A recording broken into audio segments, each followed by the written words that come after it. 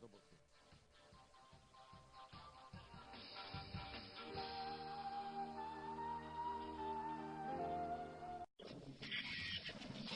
historia, cantando victoria. Contextos.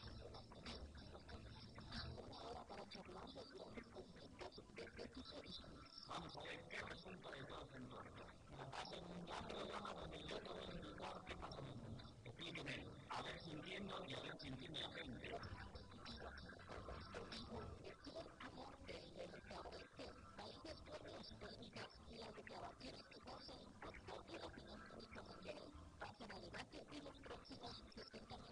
Usted dice que conoce todos los temas internacionales. ¿Por qué habla tanto? ¿Por qué no se calla un poco la boca? El mundo es demasiado grande como para esto es una charla sobre política internacional. Estoy cansado de sus monólogos. Pero si yo quiero una razón, cuando no hablo de programa, somos todos en contextos. Para entender lo que pasa en Bolivia y lo que pasa en el mundo. Y lo que pasa en el mundo a partir de Bolivia. La propuesta está hecha y la dejamos sobre la mesa.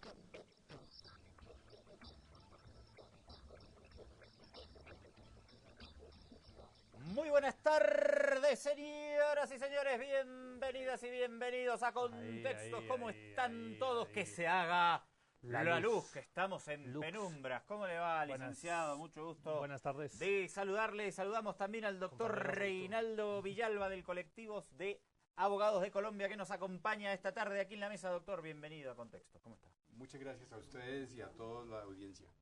Ahí está, vamos a estar charlando de la situación de los derechos humanos en Colombia. Menudo tema, Ricardo Bajo. A ver si en 20, 25 minutitos podemos dar un panorama general de cómo está la situación en Colombia con este proceso de paz también impulsado por el gobierno del presidente Santos. Vamos a desandar un poco ese camino. ¿Le parece, licenciado? Me parece bien, aunque 25 minutos es demasiado poco para hablar de un país tan complejo y con una coyuntura tan complicada como es la hermana República de Colombia, ¿no? Un país muy querido aquí en Bolivia. Dicho sea de paso, para toda la gente que nos escucha en la radio y por el canal 41 Avia Yala. Yo ya estuve charlando un rato esta mañana con el doctor Reinaldo Villalba, Ricardo Bajo, así que le propongo que inicie usted este intercambio con él. ¿Le parece? Me parece bien. No, preguntarle al compañero, este es un programa de política internacional y hemos venido hablando muchos días, ya muchas semanas del proceso de paz. Para la gente que nos escucha en la radio y en la tele, un pantallazo de cómo está el proceso de paz ahorita. Se han vuelto a reanudar las conversaciones entre las FARC-EP y el gobierno de Santos en La Habana. ¿Qué esperanza hay en el pueblo colombiano con respecto a estas negociaciones que ya vienen desde el año pasado? Sí, en efecto, las esperanzas y los anhelos de paz de todos los colombianos, por lo menos de todas las fuerzas vivas democráticas del país, están cifradas en el desarrollo de las conversaciones en La Habana. Y lo que nosotros esperamos es que se logren los propósitos y los acuerdos que firmaron las FARC y el gobierno del presidente Santos. Consideramos que el gran reto del presidente y por supuesto de la sociedad colombiana es hacer que este propósito en esta oportunidad prospere y que la inexistencia posterior del conflicto genere unas mejores condiciones para la democratización de Colombia. ¿Cuáles son? Hemos hablado también en el programa de las trabas que está poniendo gente como el ínclito Uribe, las trabas que están poniendo también la oligarquía terrateniente de Colombia. Se está abordando ya en La Habana la reforma agraria, algunas cositas. ¿Cuáles son los mayores peligros para que este proceso de paz desencarrile, como quiere mucha gente en Colombia, mucha gente entre comillas, y como también quiere mucha gente en Estados Unidos, creo? Bueno, sí, ciertamente el expresidente Álvaro Uribe ha venido liderando y siendo el vocero de las expresiones más ultraderechistas del país en contra del proceso entre las FARC y el Estado colombiano, y que representa gremios que se han beneficiado históricamente de la violencia. Estoy refiriéndome especialmente al gremio ganadero, que en la historia del país se ha visto comprometida con el apoyo de grupos paramilitares, y seguramente procesos de paz que tengan que ver con reformas profundas en la democracia, y eso tendría que ver con la reforma y la posesión y la distribución de la riqueza y por supuesto de la tierra. Seguramente ven en un proceso de paz una amenaza a sus históricos privilegios, y esas son amenazas ciertas frente al proceso. Pero también están las fuerzas vivas que están apoyando ese proceso, haciendo grandes encuentros, presentando sus propuestas, remitiéndolas allí. Está claro que el proceso inicialmente habla de un punto que se llama desarrollo integral rural integral, y no propiamente de una reforma agraria, que en realidad es el sentimiento mayor que tienen los campesinos en Colombia, y porque la tierra tiene una explicación neural o neurálgica en el tema de la violencia, y mientras no se resuelva el tema de la tierra, pues no va a haber de verdad una paz estable. Por eso, aunque en el proceso mismo no se esté discutiendo en este momento la reforma agraria, dentro del proceso mismo, o una vez se establezca la firma de fin al conflicto, necesariamente tiene que abordarse el tema de la reforma agraria si queremos pensar seriamente en una paz durable y estable en Colombia. Doctor, charlamos con el doctor Reinaldo Villalba del colectivo de abogados de Colombia.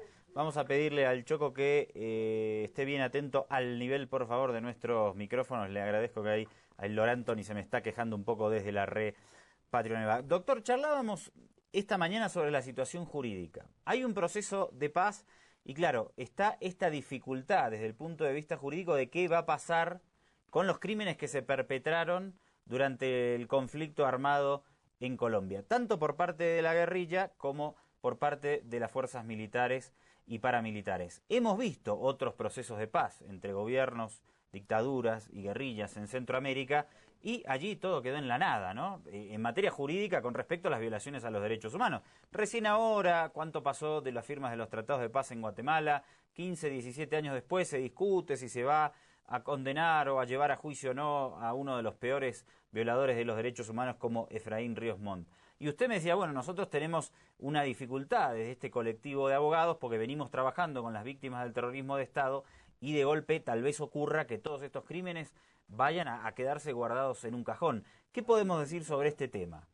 Bueno, en primer lugar, que cualquier proceso de paz tiene que tener en cuenta fundamentalmente a las víctimas. Y tenerlas en cuenta significa garantizar sus derechos a la verdad. ¿Qué sucedió? ¿Por qué sucedió? ¿Quiénes se beneficiaron? ¿Quiénes fueron las víctimas principales? ¿Y cuáles los proyectos de vida que tenían las víctimas? Entonces, ese proceso de paz, para no repetir las historias que estábamos hablando en la mañana y que usted acaba de mencionar, tiene que tener en cuenta los derechos a las víctimas, que es a la verdad, a la justicia y a la reparación integral, necesariamente. La gran discusión y el gran debate ahora es cuáles son esos elementos de justicia que se tienen que aplicar, o lo que se viene conociendo en el mundo como la justicia transicional.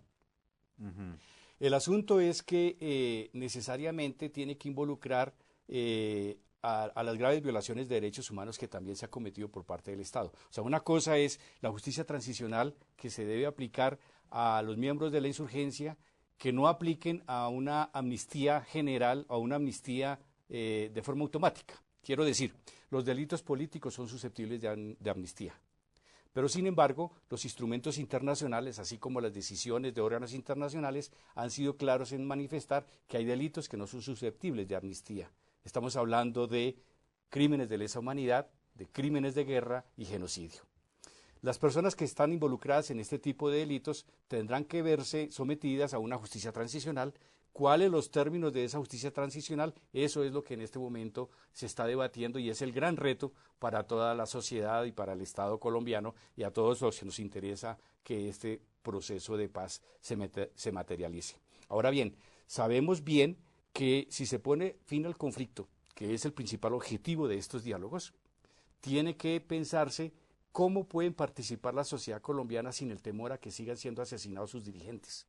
Los dirigentes de los partidos políticos, de las organizaciones populares, civiles, de los derechos humanos, porque no hay que olvidar que la violencia en el país también ha sido por cuenta del Estado. Entonces, si se mantienen los aparatos criminales paraestatales y estatales, hay que decirlo, entonces no habría una garantía de paz duradera y estable con la mera firma del proceso de paz. Es decir, nosotros sí consideramos que es absolutamente necesario que este proceso de paz prospere, se materialice, pero para que hablemos de una paz duradera es necesario también tratar los crímenes que se han cometido.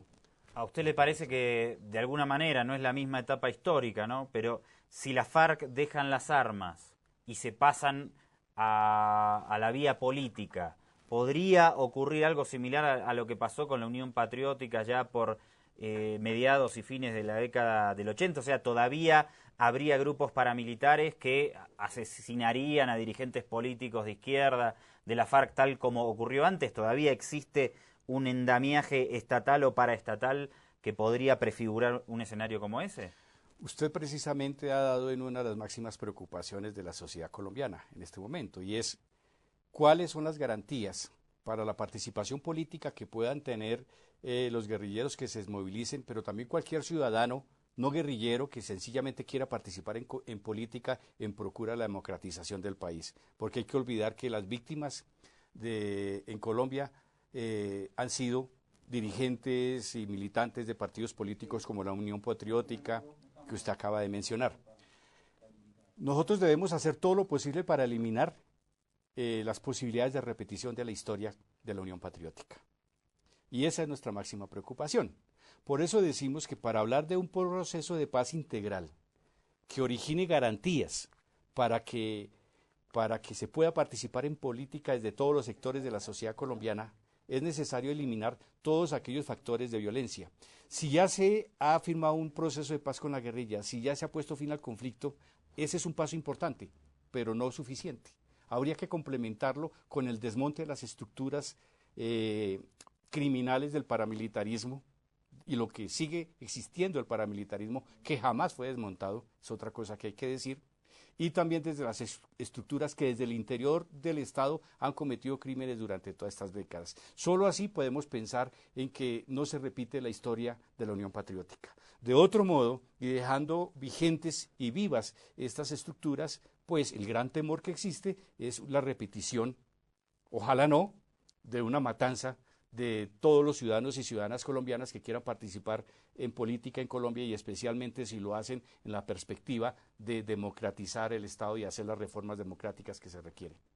Ricardo, ya casi estamos y cuarto, hay que hacer un breve corte, no sé si querés dejar alguna pregunta sobre la mesa y después un breve cortecito nomás, un breve receso y seguimos charlando. Sí, solo dejar dos cositas sobre la mesa para que la gente nos siga en sintonía. Me gustaría que el compañero amplíe un poquito. En Colombia se conoce mucho la parapolítica y se conoce mucho las actividades de los paramilitares, las llamadas autodefensas, que supuestamente fueron desmovilizadas, pero fuera de Colombia la gente de la calle no conoce qué tanto se han incluido estas bandas paramilitares en la política y en la cotidianidad de la gente. Y el otro tema, el narcotráfico, qué rol juega el narcotráfico. Después de eso, después de la pausa, vamos a hablar de estas dos situaciones paramilitares y narcotráfico en Colombia. Meta pues, vamos al corte, brevecito, ya regresamos, esto es Contextos.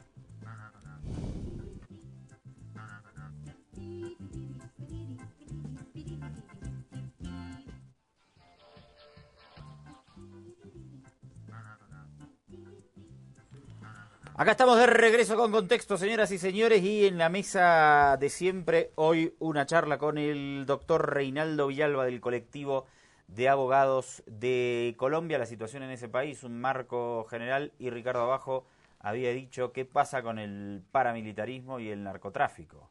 Sí, antes son dos temas que son muy grandes y quisiera que el compañero nos dé un par de brochazos sobre lo que es el paramilitarismo.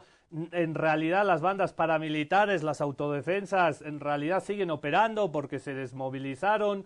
¿Cómo incide eso en la parapolítica? ¿Cómo estos paramilitares se metieron incluso, compraron voluntades dentro del Congreso colombiano, un caso muy colombiano, ¿no? Porque no pasa en ningún país y fuera de Colombia no se conoce mucho. Para la gente de la calle, compañero. Bueno, mire, para el ciudadano común y corriente hay que decir que el paramilitarismo es una estrategia de Estado, fue creada por el Estado con fundamento legal y fomentada por el Estado por muchos años, que consistía en tener grupos armados para atacar a la población civil, fundamentalmente a las organizaciones sociales, políticas. Muchos explican el paramilitarismo como una reacción a las acciones de la guerrilla, pero hay que tener en cuenta que esa percepción histórica está faltando a la verdad, en cuanto que los fundamentos del paramilitarismo y la necesidad de poner el paramilitarismo en Colombia nació desde el año 62 en una misión militar norteamericana que visitó el país. Entonces, además, porque los enfrentamientos entre guerrilla y paramilitares fueron muy pocos los que se dieron, y lo que sí se sabe es cómo el paramilitarismo diezmó o eliminó organizaciones enteras de la población civil. Eso uno, y que el paramilitarismo contó siempre con la cooperación del Estado. Segundo, en el gobierno de Álvaro Uribe Vélez se produjo una negociación, comillas, no tan propia negociación, entre el paramilitarismo y el Estado colombiano, pero que en definitiva no desmontó estas estructuras. Las estructuras militares, políticas y económicas que sostuvieron el paramilitarismo por años están aún vigentes. Lo que sucede es que el gobierno de hoy no quiere reconocer que el paramilitarismo está vigente y sigue manifestando y argumentando que ya desapareció. Y dice que lo que hoy día hay es bandas criminales dedicadas al narcotráfico y a la extorsión. Olvida el gobierno que el paramilitarismo siempre se ha dedicado a la extorsión y al narcotráfico, y que allí ha sostenido económicamente toda su accionar. Carlos Castaño decía que más del 70% de los recursos de funcionamiento del paramilitarismo provenían de ese medio, del narcotráfico. Entonces, es importante aquí sostener que lo que hoy el gobierno llamaba CRIM, las organizaciones sociales, las que están viviendo esa violencia, y las organizaciones que estudian también el paramilitarismo desde una perspectiva más crítica, están considerando claramente que sencillamente el paramilitarismo nunca dejó de existir y sigue vigente. Y el narcotráfico pues sigue siendo también su sustento. La parapolítica, pues como su nombre lo indica, es la política paramilitar. Y no solamente llegó al Congreso, como se conoce más comúnmente, llegó a todas las estructuras del Estado, al Congreso, al Ejecutivo, a la rama judicial, al cuerpo diplomático, a los organismos de inteligencia. De hecho, por ejemplo, el Departamento Administrativo de Seguridad DAS, recién desmontado, al parecer, y se creó otra organización o otra agencia de inteligencia, y que en los gobiernos de Uribe fue utilizada para perseguir sistemáticamente a las organizaciones sociales, incluso a entidades del Estado. Las altas cortes fueron perseguidas. Las organizaciones defensoras de derechos humanos fueron perseguidas. Hoy, el exdirector del DAS, Jorge Noguera, está purgando una condena de 25 años por el homicidio de un sindicalista. ¿Qué pasa? Sencillamente el DAS trabajó para el paramilitarismo o viceversa. Más bien fueron como una simbiosis entre DAS y paramilitares para perseguir y acabar con las organizaciones sociales de Colombia y para servirle al presidente Uribe, para servirle en la reelección, para servirle en la eliminación en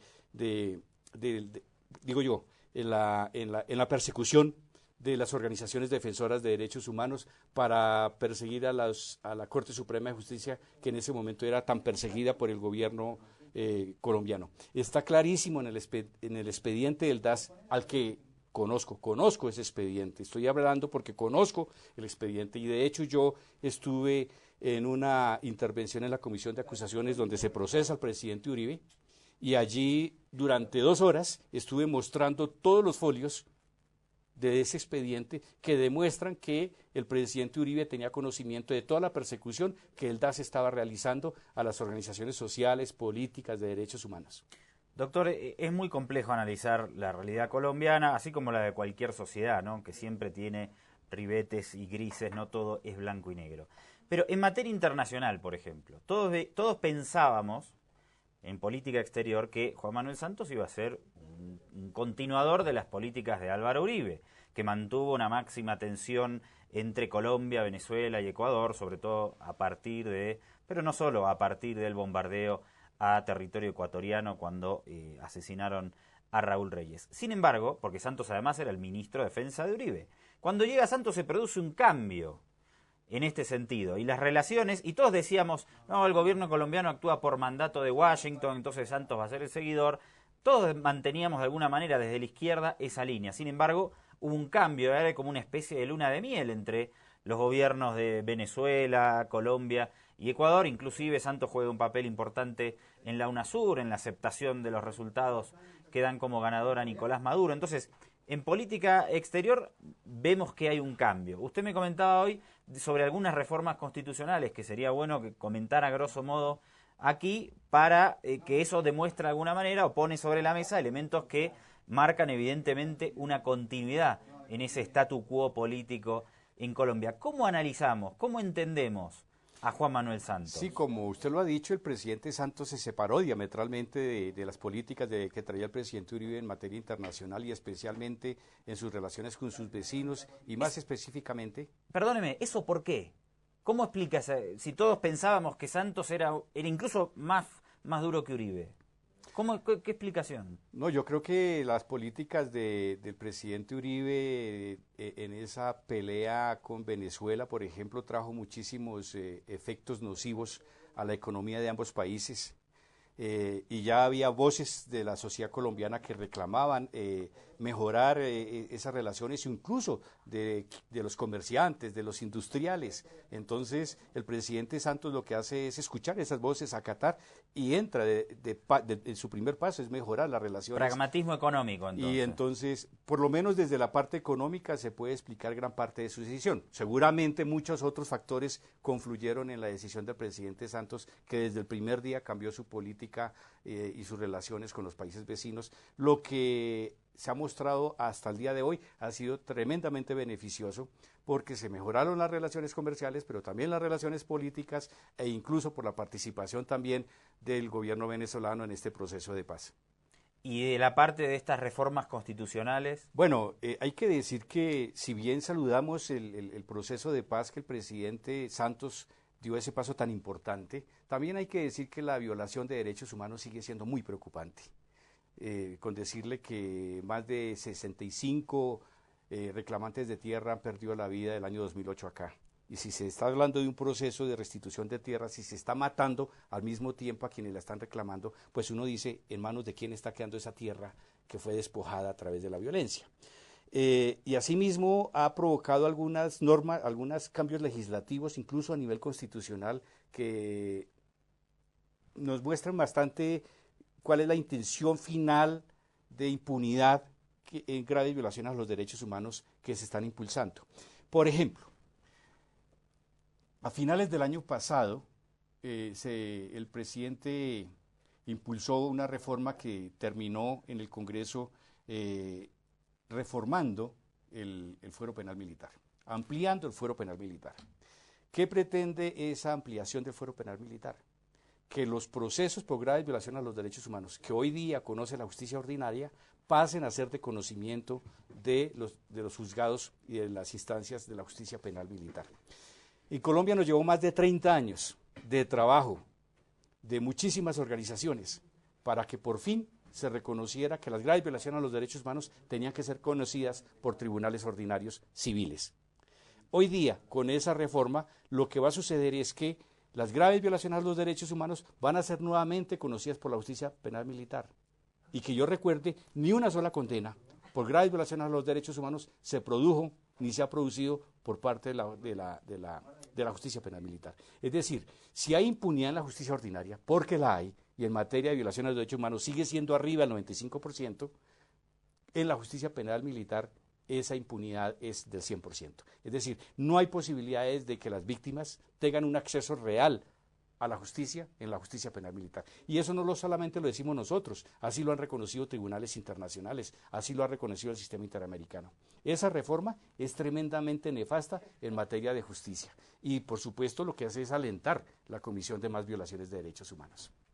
Una cosa Ya tenemos que ir cerrando. Sí, ya son y 27, 14 y 27. Una cosa que se nos ha quedado un poco en el tintero, compañero, que lo ha tocado al principio, es el papel de Estados Unidos. Hay 7 bases, bueno, no sabemos cuántas bases hay exactamente. En Bolivia acabamos de expulsar a la USAID en una política de respeto a la soberanía de Bolivia por la injerencia de Estados Unidos en la política boliviana. ¿Cuál es el rol de Estados Unidos en el conflicto, en la política de todos los días en Colombia, y cómo juegan estas bases militares norteamericanas en violación de derechos humanos y en injerencia en general? Bueno, como en Colombia y toda América Latina, la influencia de los Estados Unidos es grande en todos los campos, y las aplicaciones de los documentos Santa Fe 1, Santa Fe 2 son una prueba palpable. Más recientemente en Colombia, el tema de Plan Colombia, que a pesar de que se esconde bajo el pretexto de la lucha contra el narcotráfico y contra la siembra de la mata de coca y demás, pues en realidad lo que provocó fue el apoyo con mayores recursos a la fuerza pública en desarrollo del conflicto, es decir, es una intromisión también dentro del desarrollo del conflicto. Y en el tema de bases, hace un par de años tal vez, se quiso aumentar el número de bases militares de los Estados Unidos en Colombia, y organizaciones de derechos humanos, incluido el colectivo de abogados del que hago parte, demandamos esa norma ante los tribunales nacionales, y afortunadamente las altas cortes dijeron que esas bases no podían ir porque eran tremendamente lesivas a la soberanía nacional y producto de un acuerdo tremendamente desigual, y esas bases por ahora no fueron. Y de hecho, nosotros lo que reivindicamos es la soberanía y las relaciones pacíficas y de cooperación entre todos los estados sin ningún distingo, pero respetando siempre la soberanía y la autodeterminación de todos los pueblos.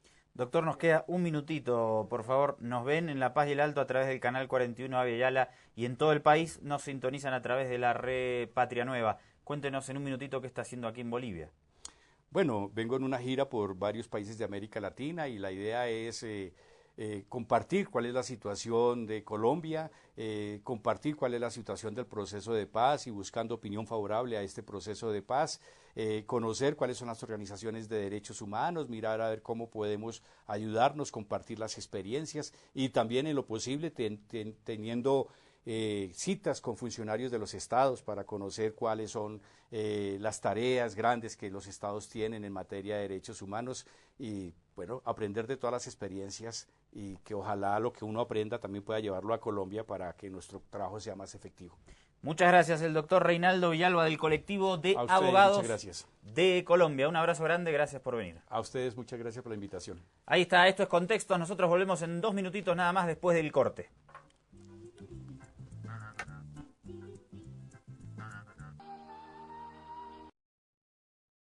Aquí estamos de vuelta, 14 y 32 minutos. Nos hemos puesto serios hablando de Colombia, porque la situación en Colombia es una cosa seria, con tantas violaciones de derechos humanos, el narcotráfico, los paramilitares, las bases norteamericanas. El proceso de paz no va a ser una cosa sencilla. Se está desarrollando en La Habana ya la segunda ronda de diálogos, pero con la presencia del compañero hemos podido averiguar una cosa que yo no sabía, que mientras tanto el gobierno de Santos está fallando a favor de que las violaciones de derechos humanos de los militares lo vean tribunales militares, una cosa que no creo que ayude al proceso de paz. Vamos a hablar esta segunda media hora de lo que hablábamos ayer, Siria, Israel, en qué está todo esto. China y Rusia ya han levantado la voz por los ataques de Israel el pasado fin de semana, que ya contabilizan 43 muertos, 43 soldados de Siria muertos y más de 100 desaparecidos en esos dos ataques. ¿Qué va a pasar en el Oriente Medio, Andrés? ¿Qué va a pasar? ¿Qué situación? Y me quedé pensando también un poco en Colombia. Qué difícil ese toma y daca de los procesos de paz para que todo esto no quede en la impunidad, ¿no? Porque también algo los sectores tienen que ceder, ¿no? Claro, los crímenes de lesa humanidad son imprescriptibles. Pero siempre acaba cediendo... Siempre acaba cediendo... Siempre acaba cediendo el campesino asesinado, el sindicalista muerto, el político también asesinado en la calle en Colombia. Sigue habiendo altos grados de violencia contra luchadores sociales y políticos en Colombia, ¿no? Y las negociaciones de paz no están ayudando para que dejen de matar a la gente en Colombia, a la gente que lucha, ¿no? Exactamente. A ver, Choco, se nos está saturando un poco la salida del sonido. A ver, también, Ricardo, si, bueno, mañana será bajarle un poquito a tu mic. Pero está Lor Anthony en la red Patria Nueva. Lor, ¿estás ahí? No. Sí, estás. ¿Cómo estás? Está, no estás. Pero no lo oímos. Está, pero en imagen, no en sonido. No tiene llamado. Bien, vamos. Dice que no. ¿Tenés la línea ahí? Hola. No tiene sonido. Probamos de nuevo con la llamadita. Ya nos vamos a contactar con Lor Anthony, que nos hace señas. Mientras tanto... Desde la red Patria Nueva también damos la vía de comunicación. ¿O querés que nos adentremos en el tema Siria? Te voy a leer algunos mensajitos que nos están llegando al Facebook. Nos pueden escribir a nuestro Facebook. Se llama Contextos Salvajes.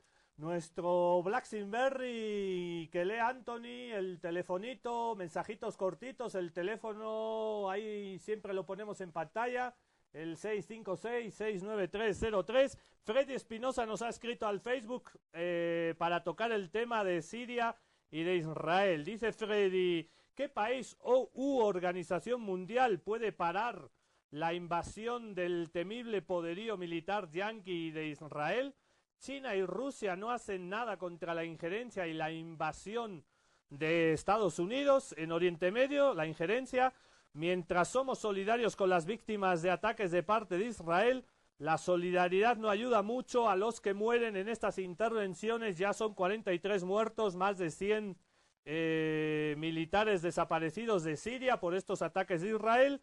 Dice Freddy, exijo que Rusia y China paren a los terroristas por la paz y la soberanía y por la vida. ¿Qué papel juega Rusia y China?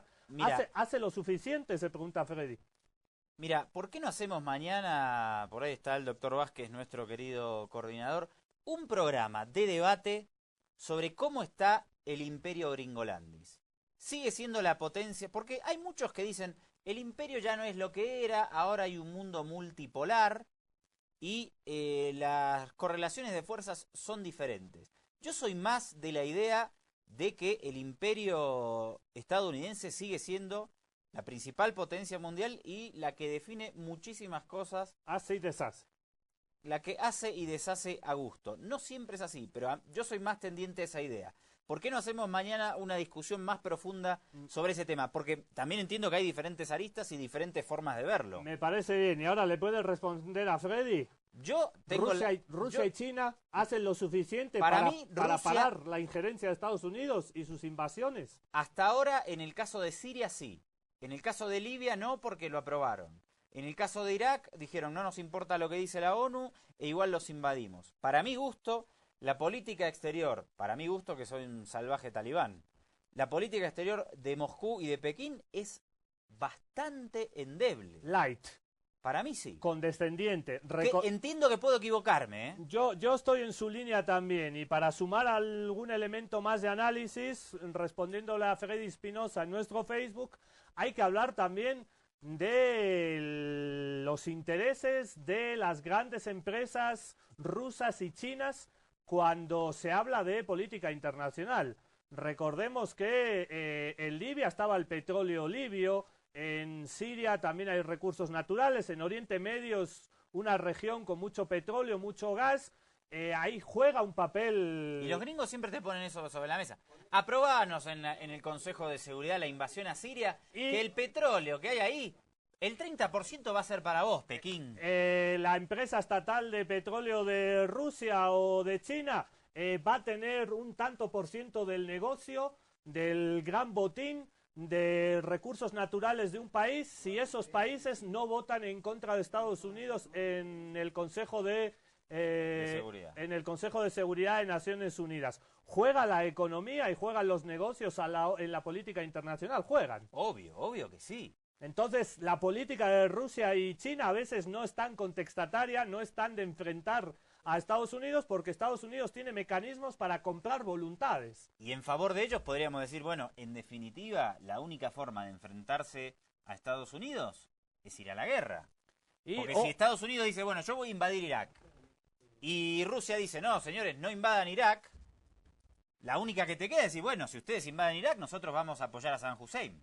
Militarmente, sí, con tropas. Esa es una opción que, o la otra es transar con Estados Unidos y decir, bueno, ustedes mandan los soldados, ustedes cargan con los muertos de la invasión, se agarran la gran torta del petróleo de Irak y a mí me dejan el 10, el 15, el 20%. Me dejan que una empresa rusa opere ahí. Eso. Que es lo que pasó. Y que es lo que pasó y que casi pasa en Libia y que en Siria no pasa porque Siria es un aliado muy cercano a Rusia y recordemos que Rusia tiene una base naval en territorio sirio. A veces estas componendas de vota a favor mío en Naciones Unidas, permíteme la injerencia que yo luego te doy negocios y te doy platita, a veces cuando son países que están tan cerca de Rusia y tan cerca de Irán, a veces eso no funciona, pero la política exterior muchas veces, y la gran mayoría de las veces, se maneja en función a intereses. ¿Qué te doy, qué me das? Y lamentablemente los principios y la ética queda fuera de la puerta, ¿no? Queda fuera de las reuniones. Laurent Tony. Comandante. ¿Cómo le va? Comandante, licenciado, buenas. Hemos estado escuchando atentamente todo lo que ustedes están exponiendo y nos parece que pues, el análisis va por ese rumbo. El tema económico lamentablemente hace mucho en ese aspecto. Así me gusta, Laurent Tony. Como nosotros le pagamos a usted un importante cheque en moneda extranjera mes a mes, Laurent Tony siempre dice, la línea de ustedes está bien. Estoy de acuerdo. Es lo mismo que el Consejo de Seguridad al final contexto. Nos vamos poniendo de acuerdo. Al final el mundo es todo igualito, ¿no? Es todo igualito. Los cuates y las grandes... A mayor o menor escala, ¿no? Los cuates y las grandes potencias actuamos al final todos igual. ¿Qué me das? ¿Qué te doy? Estoy de acuerdo contigo porque me has dado platita, ¿no? Excelente, esa es la diplomacia y se maneja en todos los lados. Así es la diplomacia. Eso, no hay nada más cierto, más allá de la broma, no hay nada más cierto que eso, ¿no? Bien, por eso somos grandes amigos de la diplomacia. Adelante, canciller. Por eso Estados Unidos siempre ha dicho que no tiene naciones amigas ni enemigas, sino que tiene intereses. Y esos intereses van cambiando y Estados Unidos va jugando. Business for business, ¿no es cierto? Exactamente. Bueno, un comentario muy aparte de los mensajes que hemos estado recibiendo. La mayoría se quiere referir a lo que está pasando con la Central Obrera Boliviana. Comentarios vienen, comentarios van. Quizás, si ustedes quieren, lo podemos dejar para mañana estos comentarios, porque estamos tomando este rumbo de hablar sobre Estados Unidos y de Israel. Dice, me parece bien. Señores de contextos, ¿no creen que Israel tiene derecho a defender su existencia? Sí. Ya que muchas han declarado borrar del mapa a Israel. Sí. ¿Quién dice? Es Anonymous. Es un Anonymous. Un Anonymous. Siempre esa es la doctrina de la guerra preventiva, que siempre la llevan adelante las potencias hegemónicas. Porque con ese mismo criterio... Te ataco para que no me ataques. Claro, Cuba también tiene derecho a existir. Y claro, y puede atacar... Cuba que ataque Miami. ¿Por qué no ataca la Florida? De donde ha recibido muchísimos ataques... Claro. La República de Cuba. Se aplica para unos países y para otros no. Yo creo que Israel tiene el derecho a defenderse y tiene el derecho a tener unas fronteras seguras y tiene derecho a vivir en paz como cualquier pueblo y como cualquier gobierno de cualquier parte del mundo. Pero hasta ahí estamos de acuerdo. Pero lo único que hace Israel es atacar a todos sus vecinos. Acaba de bombardear Siria, acaba de bombardear un país soberano, matando a más de 100 personas, violando cualquier tipo de resolución de Naciones Unidas.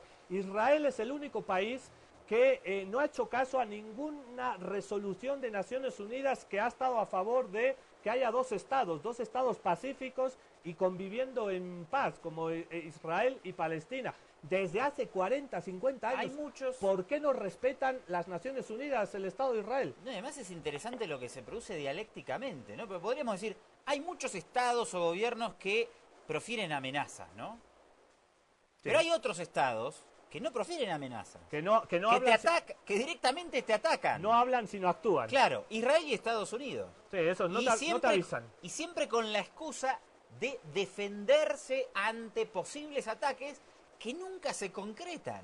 Y Estados Unidos e Israel son los dos principales países, los dos únicos países que a través de drones, de aviones no tripulados, sobrevuelan los cielos que les da la gana, violan la soberanía de cualquier país y bombardean cobardemente desde miles de kilómetros, matando impunemente, sin juicio previo, a quien les da la gana. Ellos tienen una lista y tú eres terrorista, tú eres terrorista, tú eres terrorista. Voy, sobrevuelo con un avión que no está tripulado, o sea, cobardemente, y te asesino. ¿Dónde hay un juicio? ¿Dónde hay el respeto a la soberanía de ese país? ¿Por qué Estados Unidos e Israel hacen lo que les da la gana? ¿Por qué violan el derecho internacional todos los días? Eso tiene que algo que ver. Y ahí entra lo mediático, para traernos percepciones y estímulos Esos son que, los países... que nos hacen ver a determinados gobiernos o países Son los buenos. como inminentes amenazas. Sí, Y a los otros como los buenos. Estados Unidos e Israel son los buenos, son los que violan y hacen todo lo que he dicho yo, y la percepción que tiene la gente es, ¿por qué Israel no tiene derecho a vivir en paz? Señores, Israel es el único que no quiere que viva en paz absolutamente nadie. Estados Unidos e Israel están a favor y viven bien y en paz en un mundo lleno de guerras, con grandes gastos militares, asesinando impunemente. El día que haya paz entre todos los pueblos del mundo, Estados Unidos e Israel no van a estar felices, porque no es su estado natural. Necesitan la guerra. Y pierden de los negocios. Tenemos que hacer un breve cortecito, el último. Necesitan la guerra. ¿Por qué necesitan la guerra? Ya venimos, señores, última parte de contextos. No te muevas de ahí, un poquito de música en la radio y venimos.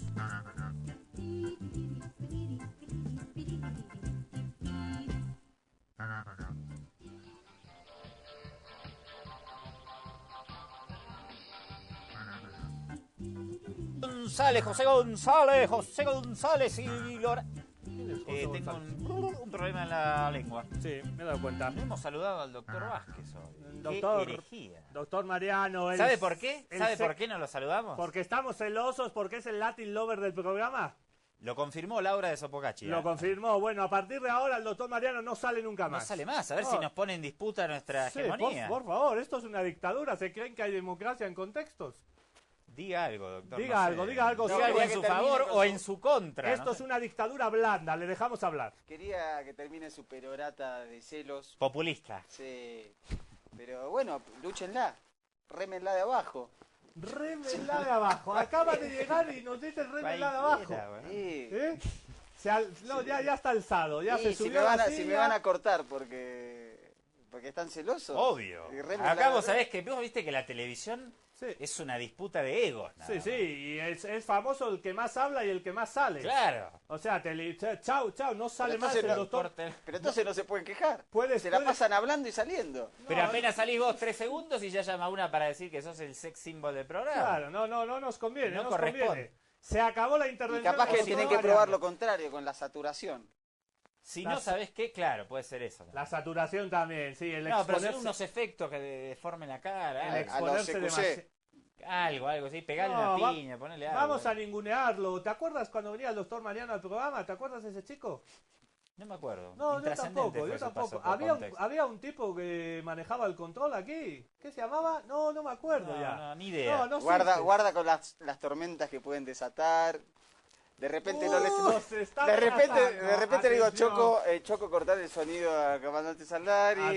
Atención. Enfocarle las medias a Ricardo Bajo. Conspiraciones, enfocames. Además, claro. Esta vez he traído las medias igualitas. Sí. Distorsionarle, ponerle voz de mujer Bien, Lora Anthony, no sé cuál es tu opinión de todo esto. Bueno, hay que darle su pancito al pobre, dicen, ¿no es cierto? Así que ya les tocará su Che, pero este no era el canciller. Con cancilleres así. El canciller se quitó la careta. El canciller de Transilvania. Sí. No, lo que pasa es que cada quien disfruta sus 15 minutos de fama. No, yo no tengo 15 minutos, tengo 4 segundos y medio. Bueno, ahí termina, pero a ver. Dale, Lord, dale vos. Bueno, brevecito, dice, saludos salvajes. Hola. Saludos. Al parecer en el pasado Dios quiso deshacerse del sionismo, ya que sabía que sería un factor de sometimiento y sufrimiento. y alguien nos está llamando a Blackberry. No metamos a Dios en estas cuestiones tan terrenales, Sí. aún sin creer en Dios. Vamos, dale, Lord. Sí, la gran mayoría que metemos a Dios, o que los políticos de Estados Unidos, de Israel o de cualquier parte meten a Dios, en la política siempre acaba todo mal. Ya dijo George Bush que atacaba a Irak porque Dios se lo había mencionado. Sí, No porque jodamos, Dios le había hablado a la oreja. Sí. Y remontémonos en la historia como las cruzadas de los cristianos contra los musulmanes dejaron millones y millones de muertos. Saquemos la religión, que cada uno crea lo que crea, pero saquemos la religión de la política. En nombre de Dios no se pueden masacrar ni justificar masacres de pueblos, compañeros. Adelante. In the name of Father. Bueno, este va al último mensajito porque, como les digo, la mayoría está hablando de la COP. Dice, hola, Ok. yo creo que Obama busca solo excusas para meter soldados a otros países para tenerlos bajo control. Un anónimos, y con esto yo me despido para que la gente también participe allá en el canal. Gracias, Lord Anthony. Le mandamos un abrazo. Abrimos nuestra vía telefónica para las sordas salvajes acá en el 41 Abya Yala al 214-8440. Que alguien nos llame. 214-8440. Y pedimos disculpas a los compañeros salvajes y contestatarios. ¿Qué pasó? Por los mensajes de la COP. Lamentablemente hoy estuvimos en un programa un poquito apretado. Mañana tocamos más el tema de la huelga impulsada. Y de todas por la maneras, COP. recordar que este es un programa de política internacional. Ya se habla de la COP y de los bloqueos todo el santo día. Selgrove nos escribe en nuestro Facebook y nos habla un poquito de cómo fueron los ataques de Siria el fin de semana, de Israel, perdón, el fin de semana contra territorio sirio. Recordemos 43 muertos, 2 instalaciones militares de Siria en la capital Damasco, en las afueras, atacadas. Dice Selgrove, los radares, al parecer reentiende de radares, los radares registran la trayectoria de los objetos que detectan y esto sirve como prueba para corroborar las acusaciones de los ataques. Por ello surgió la tecnología de aviones invisibles o furtivos. Respecto a los misiles con proyectiles de uranio empobrecido, que hubiera utilizado al parecer Israel, estos son de origen estadounidense. Estados Unidos lo inventó porque descubrieron que recubriendo la cabeza de los proyectiles con uranio empobrecido pueden hacerlos más penetrantes. Las consecuencias secundarias de estos ataques se las está descubriendo en Irak, con el nacimiento de niños con deformaciones y el incremento de todo tipo de cáncer. Por esto y mucho más, Estados Unidos es un imperio genocida, dice Selgrove en nuestro Facebook. De manera irrefutable, creo. Tenemos un llamadito telefónico. ¿Con quién nos comunicamos a esta hora de la tarde, compañera, compañero? Bienvenida, bienvenido. Buenas tardes, Andrés, para Ricardo, para el señor Bajo, señor Lord Anthony. Muy bien. Les habla Wilson desde la Ciudad del Alto. Wilson, un abrazo en un minutito, metele, dale. Bien, lo que quería decir es recalcar, ¿no? Solamente que las declaraciones de John Kerry son lamentables, penosas, detestables, repugnables, funestas y reprochables desde todo punto de vista. Y que aquí haya políticos como el rey del cemento que quieran justificar lo injustificable, allá ellos, ¿no? Pero la cosa es que en el país ya todos ya saben, a estas alturas nadie se puede creer ninguna justificación injustificable, que como el señor Doria Medina queriendo justificar las palabras de John Kerry, porque este tipo, es decir, John Kerry, a todas luces se ve que está nublado, ensimismado en su mundo anacrónico. Ok, Wilson, Sí, métale, le mandamos un abrazo grande. Tenemos que ser breves, que ya nos vamos, dale. listo, gracias. Gracias a Wilson desde el Alto. Esta noticia que voy a leer ahora en 30 segundos no se la van a creer. Ni el doctor Vázquez, ni el licenciado Bajo, pero creo que antes tienen una información importante. Lo veo con cara de tengo que decir algo, Bajo. No. Me he venido a leer un mensaje a favor del doctor Mariano, de su club de fans, y por eso quiero que... Mirá, acá. quiero que las pantallas enfoquen su cara de satisfacción, pero antes... No, métale. Antes con ustedes. No, dale. Bueno, acabamos de recibir un mensaje de nuestro Facebook, Celeste Brandoni. ¿Le suena? Una gente pagada, ¿no? Por el imperio... Impresentable. Este tipo viene a dársela de sex del doctor symbol Mariano. con 2 mujeres pagadas a sueldo. Adelante. No, qué feo sonó eso. Señor conductor Salari, 2 puntos. Me parece injusta, abusiva e infundada su acusación al señor Vázquez de ser un defensor del neoliberalismo. Usted es un periodista y debería saber que no es correcto descontextualizar las palabras. Las declaraciones de una persona porque pierden su sentido original. Estas chicanas son propios de medios como la CNN. Usted está haciendo carrera para ser compañero. ¡Sí! Me descubrieron. Responda a la pregunta. ¿Usted está haciendo carrera para ser compañero de Patricia Yaniot en CNN? Yo ya dije que quería ser como Patricia Yaniot. No, para ser compañero de Patricia igual, Yaniot. es lo mismo. Saluda atentamente desde la ciudad de Buenos Aires, Celeste, la presidenta del fan de clubs del doctor Mariano Vázquez. No sé, me parecen mensajes pagados, o sea... Un besito gigante a Celeste. Bien, doctor. Excelente. Fred Flores. Me parece que son mensajes particulares, no es... O sea, está todo cuadrado eso. No hace al... No es serio. No deberíamos leerlo. No deberíamos leerlo. Somos tan democráticos que leemos todo tipo de mensajes. Saludos a Fred Flores, que nos está escuchando y viendo desde Pando, desde Madre de Dios. Nos dice, por favor, que saludemos a Madre de Dios en Pando, Fred Flores. Un abrazo. Quédese ahí, Ricardo. Ustedes, ya que están juntos, ¿quién es el político? Vamos a decir... ¿Quién es el político? No sé si político. La persona que tiene o que tuvo la biblioteca más grande de América Latina. ¿Quién es el político en toda la historia? Político. Digo político entre comillas. Político Mario entre Vargas comillas. Llosa. No. Alberto Fujimori. No, Néstor Kirchner. La calle. La calle uruguayo. El Pepe Mujica. Es tarde, así que Pinochet, muchachos. Pinochet tuvo la biblioteca, pero... Pinochet, escuche. Tendría que haber dicho dictador, ¿no? Y bueno, sí, claro, pero político. se hacía fácil. Ya. Por eso dije entre comillas. Pero aquí le robó todos los libros. Pinochet atesoró 55.000 libros. 50... El historiador Juan Cristóbal Peña robó aseguró que la afición del ex dictador por los libros se debía a un complejo de inferioridad intelectual. 4 millones de dólares vale la biblioteca de este dictador corrupto. ¿Cuánta plata se llevó? Y sí, ¿cuántos de esos libros los compraría y cuántos los robó o se los regalaron, habría que decir, ¿no? Con razón, Pinochet, complejo de inferioridad, y el presidente Evo diciendo que no lee, que debería leer más, ¿no?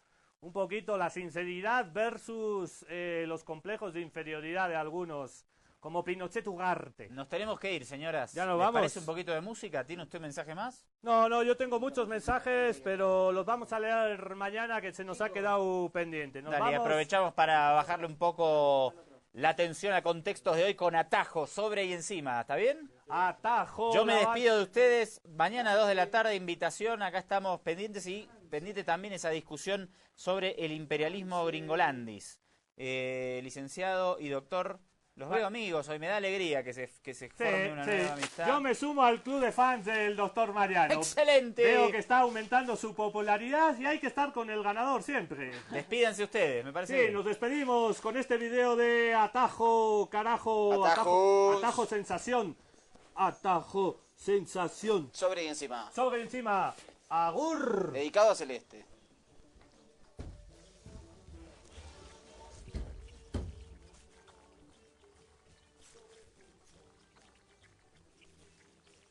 Se escucha re mal. Sí. Eso también, ¿no?